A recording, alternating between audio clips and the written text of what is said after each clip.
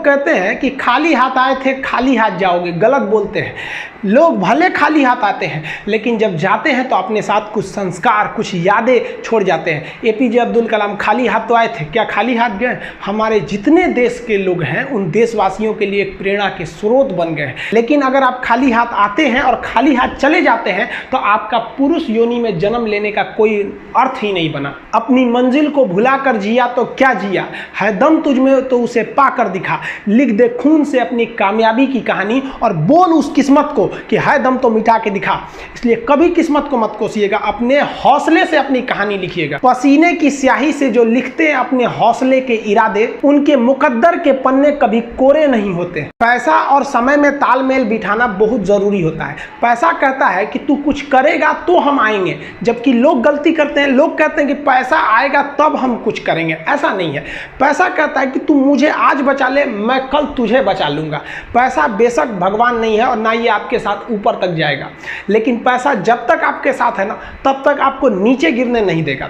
देखिए, पैसा जीवन में बहुत कुछ है, बहुत कुछ, लेकिन पैसा सब कुछ नहीं है। इंसानियत मायने रखने चाहिए। समय के साथ आप कभी खिलवाड़ मत कीजिएगा। दुख की बात यह है कि समय बहुत कम है, लेकिन सुख की बात यह है कि अभी भी समय है। लेकिन समय के पास इतना समय नहीं है कि आपको दोबारा समय देगा।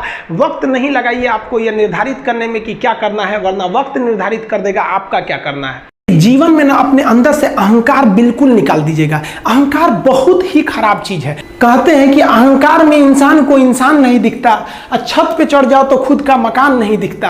अहंकार नहीं करना चाहिए। छत को बहुत गुरूर था छत होने का, एक मंजिल और बनी और छत फर्श हो गया। अहंकार कभी नहीं कीजिएगा। तूफान ज्यादा होती है तो कश्ती डूब जाती है, और घमंड ज्यादा हो जाती है तो हस्ती डूब जाती है। जिस दिन आपको घमंड होने लगे ना अपने आप के ऊपर कि हम बहुत बड़े हो गए हैं, हम बहुत पढ़ लिए, हम बहुत सक्सेसफुल मैन हो गए, हम बहुत बड़े बिजनेसमैन, हम बहुत, मतलब जिस दिन आपको घमंड हो गया ना उस दिन आप शमशान घाट में जाके दिखेगा आपसे नायाब लोग, आपसे अच्छे अच्छे लोग वहां खाक बन गए।